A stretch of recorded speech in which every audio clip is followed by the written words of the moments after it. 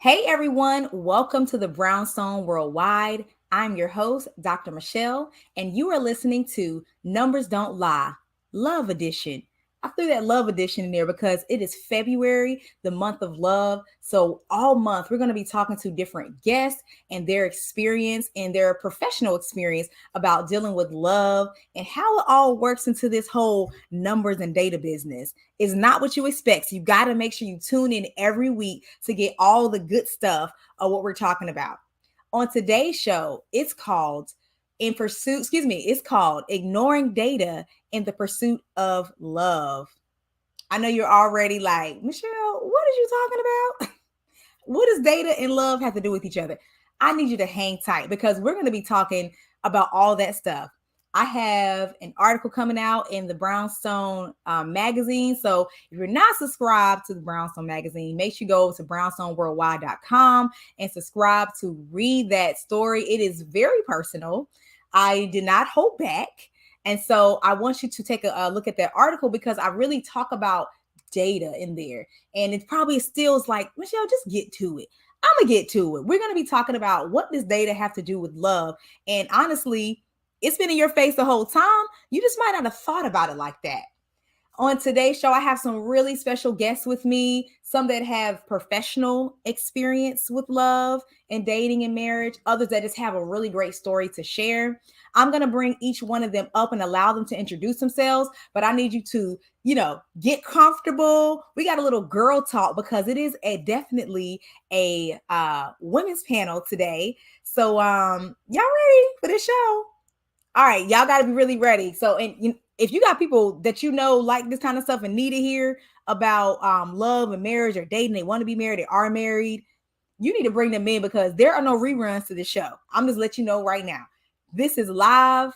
You will not see it again unless you are part of the Brownstone community. You will subscribe. So, let you know right now. You better make sure you keep it on, okay? Let me go ahead and bring in my guest. Oh, I'm so excited. First guest we have is Tamika Thompson. Tamika, could you go ahead and introduce yourself? Let us know who you are, what you do, your, love and dating experience. Hey, so thank you so much for having me. I'm Tamika Thompson, the co-founder of Marriage Takeover, where we help couples win in their marriage by identifying their triggers and breaking generational cycles. And I'm so happy to be here. I've been married now for 24 years, May will be 25, and kind of been all throughout the dating stage, if you will. I've been on also the brink of divorce. So I'm so happy to be here, so happy to share and serve your community. Awesome. Oh, y'all, she gonna drop some gems. She said you married. You said 25 years? 25 in May. Baby. And she said she's mentioned like the whole gamut of the dating relationship life cycle. So she has something for you. All right, I'm gonna bring my next guest up. Hi, Coach Jackie. Hey! Tell us Oh, about I'm so yourself. excited to be here. Oh, happy you're here. So, I am Coach Jackie. I am a money mindset coach. I help female entrepreneurs clear their money blocks so they can attract the money and success they deserve. And I'm here to share my stories. So, I am super pumped about that.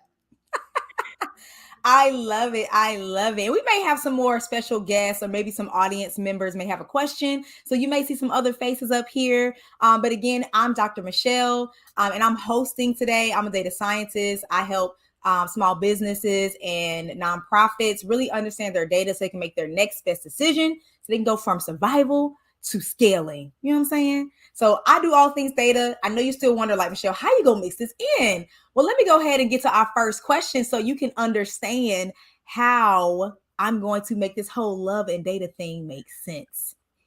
Okay, so the first question, and I'll start with you, Tamika, and then Jackie, feel free to jump in. And if, y'all can just flow, all right? This show may take a whole different turn. Let's see. Okay, so what are some of the biggest red flags that women ignore when dating or in a relationship? That's such a good question. Some of the flags are the lack of respect, Mm. when the boyfriend is not working, Ooh. control, and possessive behavior. It's also dishonesty. Like when you notice that they're being dishonest, when you notice certain things that are taking place, you ignore those things. You're like, it was just a little white lie, or oh, they were just playing, or oh, whatever. The dishonesty, the abusiveness. Also, so again, I mentioned if they're not working, so the financial instability. There's a track record behind them not working.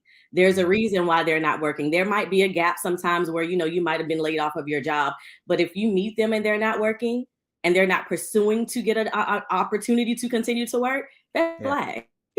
When it's always somebody else's fault or they're always blaming somebody else, that's a red flag. Wow. When it's them against the world, that's a red flag. Mm. Jealous. Ooh, that's good. I've never thought that because people say that a lot. That's okay. Yeah. Keep going. Keep going. That's good. Yeah. Now she hitting them That's all right. for real. And then insecurity as well. When the boyfriend is insecure, that's a red flag. Sometimes we might feel like they are insecure because of what serves them, but then if they never worked on that throughout their life, like they're adults at this point, if you're dating them and you're an adult, if they haven't worked on that or done the self-journey work, that's a red flag. Yes. Mm. Yes. Wow. And that was something I was going to touch on, that sense of self-love.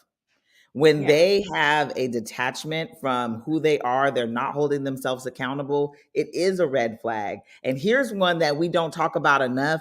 If they don't have a good relationship with their mama, red flag. Yeah, but you know what? Sometimes if they do have a good relationship with their mama, that could be a red flag too. That too, if it's too good, right? But seriously, because that relationship, and it's going to show you how they're going to love you. That's what I discovered. Right. How they love their mom is a direct reflection of how they're going to show up for you. Right. That's good. True. That's true.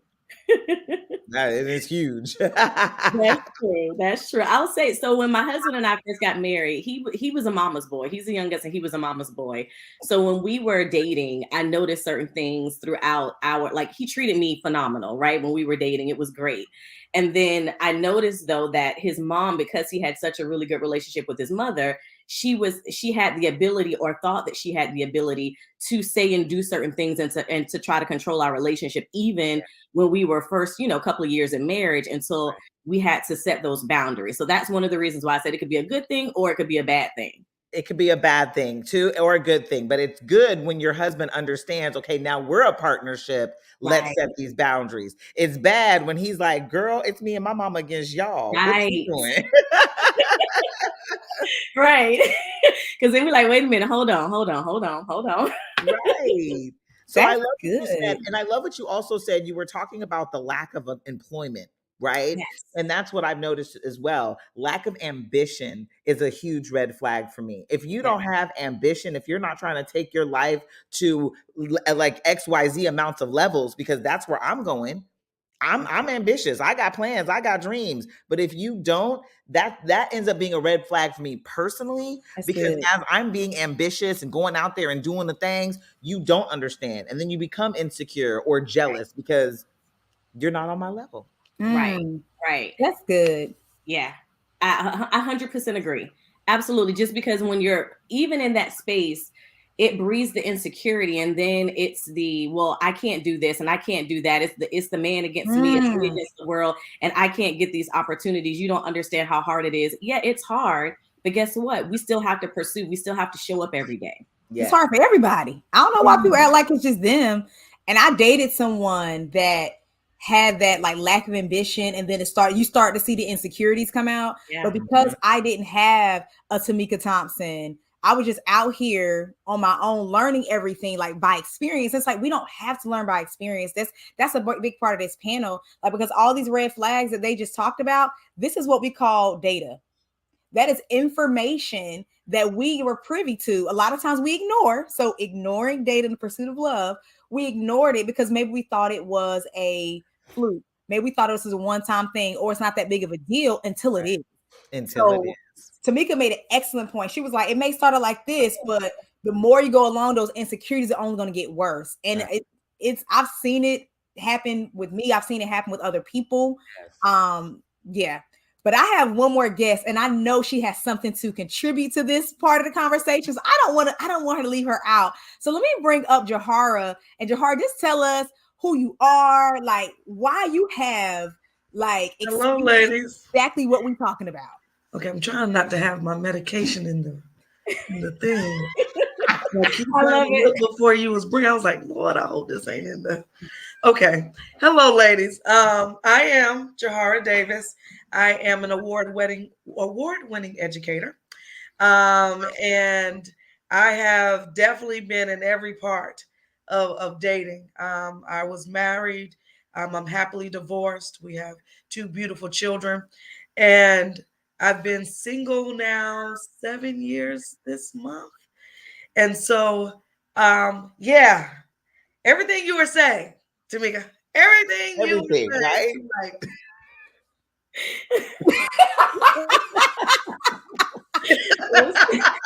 because I experienced this in my marriage Yeah. and I experienced it while also now dating, right? Mm. And my dating life has become much better than it was when I first started. I'm sorry about the lighting, y'all. I tried. Okay, anyway. Um, however, when my ex-husband, we first got married, like fresh in it, um, he lost his job. Mm. So then I was the breadwinner. And I was coming home and I'm seeing him just sitting around. And I'm like, sir, as long as I've known you since college, you've always had a job.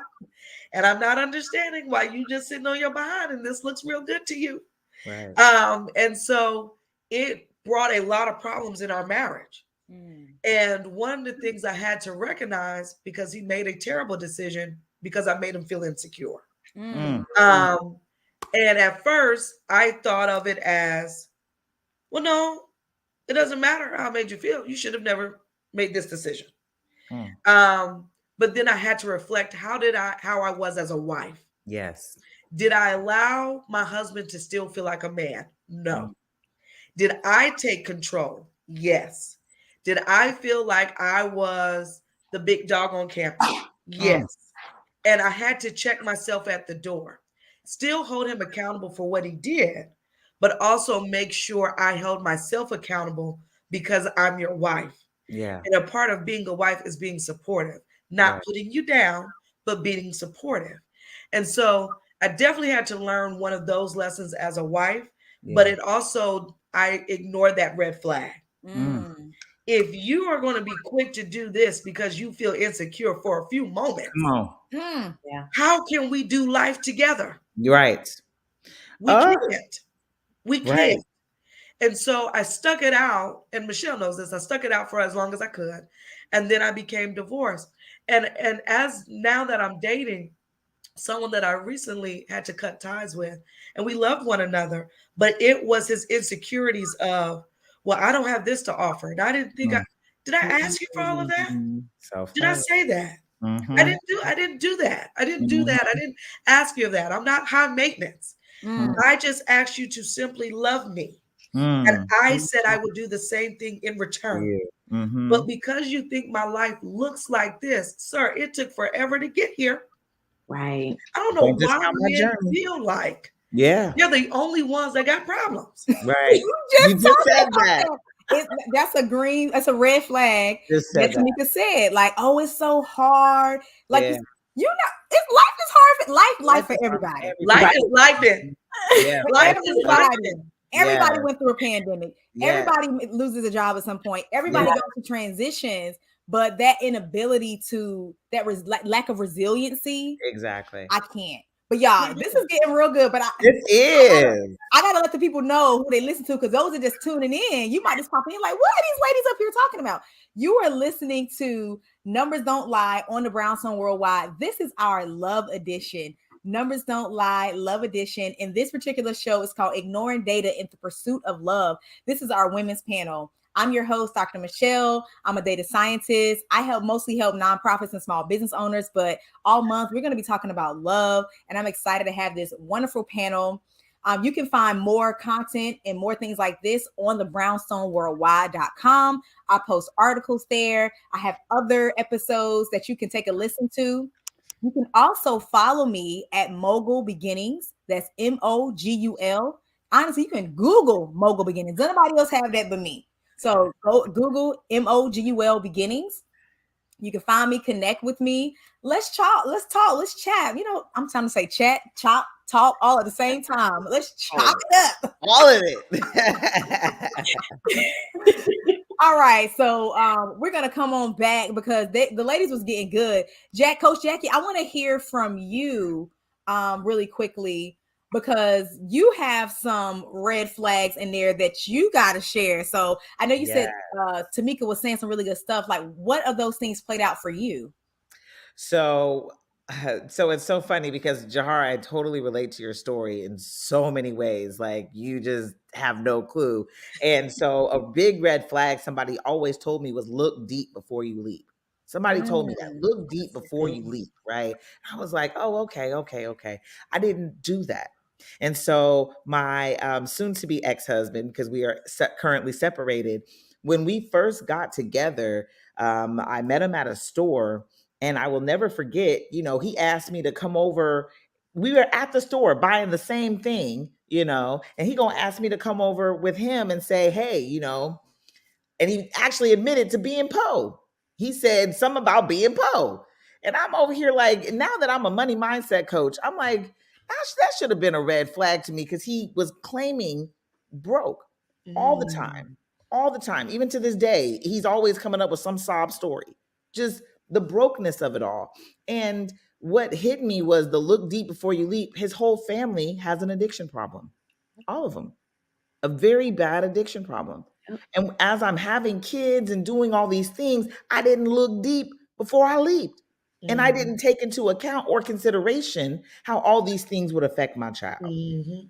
I just didn't. Just the simple fact of being raised by an addict mother, I'm not realizing what kind of child I'm coming into and dealing with. And I say child because that was my third child.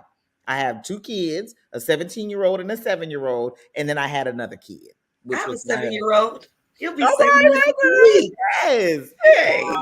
he was never raised properly. He didn't Mm-hmm. have the example of a father in his life to know how to show up and be a father when it came to my children.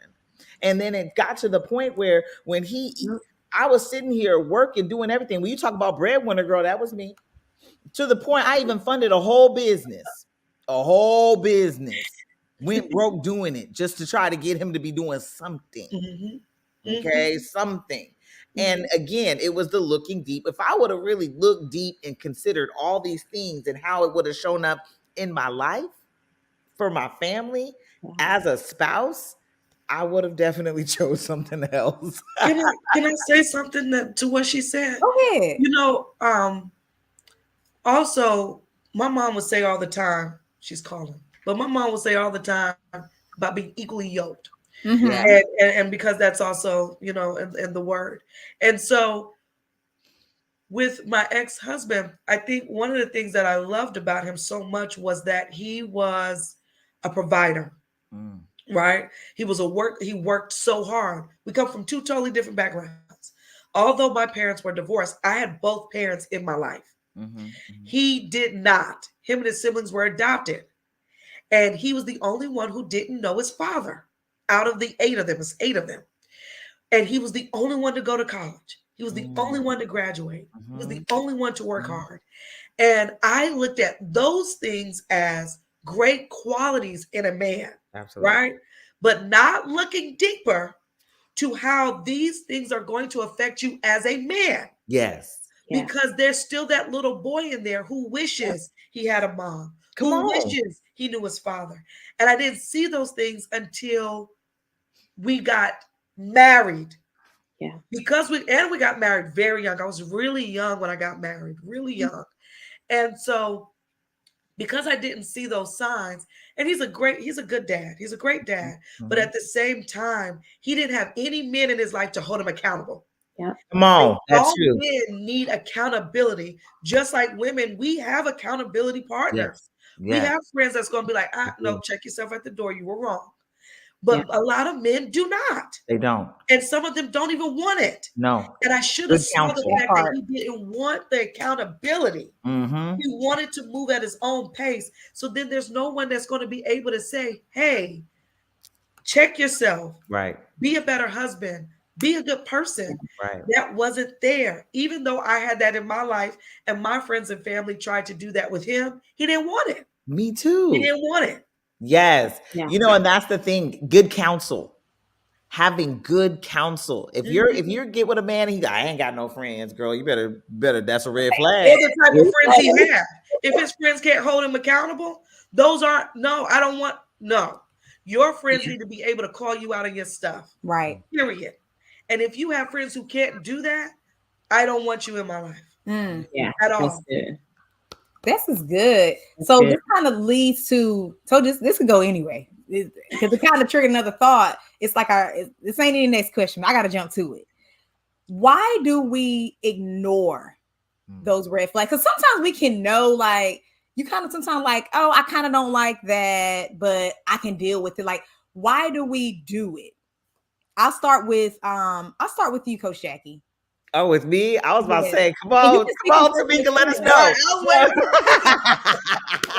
know. No, but for real, like I would say the reason we do it, and this is just how I feel, it's a lack of love for self. Yeah. The more that I fell in love with myself, the more I started looking at my situation like, I'm sorry, boo-boo, you ain't for me. And Yeah. I even one day, I would never forget, I stood outside and I told him, the way you love your mom is the way you're loving me. And the way you're loving your mama, I don't want that kind of love. So therefore, I'm gonna let you, because he was always so defensive with her. She was on drugs. So he always thought she was out to get him. He didn't trust her. He was loving her the way he was loving me. He wouldn't help her. He always, I couldn't do it anymore because I fell in love with me. Yeah. Once I fell in love with me, it was like, oh, honey, you can't treat me this way. And I have when I talk about a long list of men before him that were doing me just how he was doing me, the moment that I did no longer, I don't want to do it, I'm in love with Jackie, was the moment I attracted a whole different kind of man. That's Yeah. good. That's good. That's so good. Yeah, that's so good. And I think too, one of the other reasons, just to add to that, because that was so good, Jackie, and that was one of the reasons that we don't love ourselves. But in addition to that, I think sometimes it's the possibility of change. Like we buy into this hope of this possibility of I can change them. Say that, girl. Make them better, and we can live this life, and we can go and we can have this white picket fence, and we can do all this stuff, and then we realize, like, yeah, I've been bamboozled. Well, no, you really weren't bamboozled. It was just you thought that you could change them, and you can't change them. We trying to be Captain Save-A-Hose. We can't do it. We all go through that phase because it's like that mothering part of us. Yeah. But I'm not mother. I went through that too. Like everything else, I'm like I done went through. I'm not raising no grown man. Like I'm sorry. No. Right. And you know what? For me, I think I was so gung-ho of just trying to prove people wrong and break generational curses. Come on now. That is Let's why say that I again. stayed in my marriage a lot longer than I should have, because my parents were divorced. My mom came from a divorced household. My mom is my dad's second wife, and he's currently on his third. And so for me, and I remember my mom saying one time, if I stuck this out like you stuck it out with your ex-husband, I'd probably still be married to your father. I didn't do everything that you did before you decided to walk away. And when I decided to walk away, I was 8 months pregnant. And I wanted to make sure I was never coming back. I didn't want to leave with no what ifs. Yeah, that's good. And so for me, it wasn't more so of trying to change him. I knew I couldn't change him. God can do that, not me. However, and he would have to want to change. So I didn't want to force him to change. I only could reflect on Jahara. Right. How can Jahara be a better wife? How can Jahara be a better person? What do I need to do?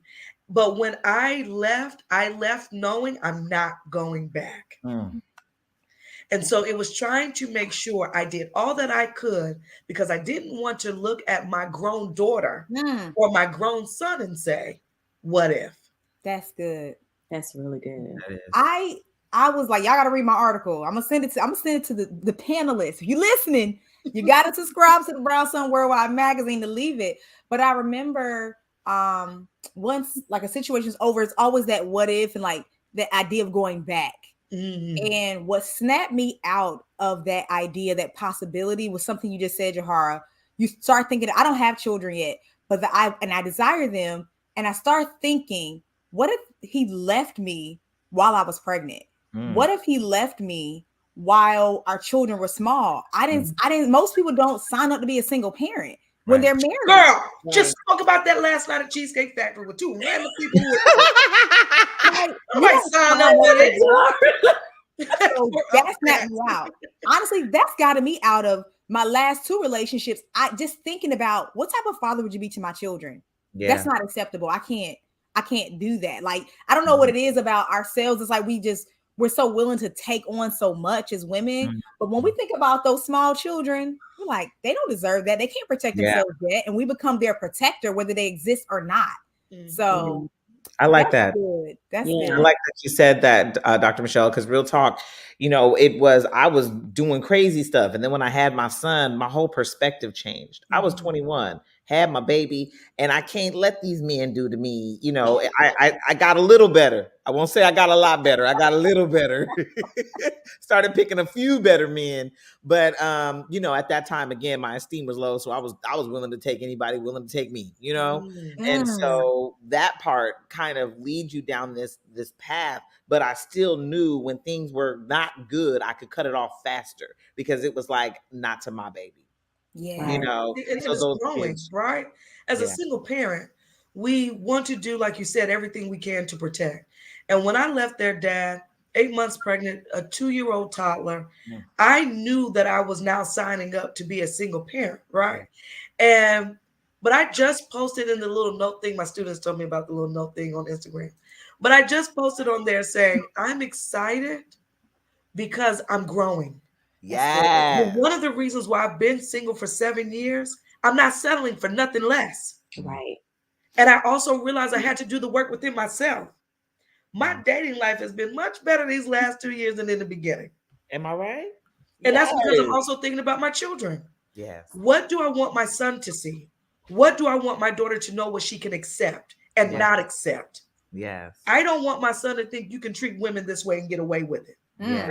Not on my watch. Because you're a product of your mother. You're a product of me. Yeah. How you treat your wife, how you treat your girlfriend, how you treat women, period, is based on how I taught you to treat them. Right. I don't have to accept what your dad did. He's a great dad, but I need a better husband. Oh, come on, sis. Come on, Queen. That's good. That's good. Right? Because I can replace my husband. I can't replace your father. Yes. Well, and I was going to say, what I wrote down was what I wanted from love, not necessarily what I wanted out of a relationship. I got real broad with it. What do I want from love?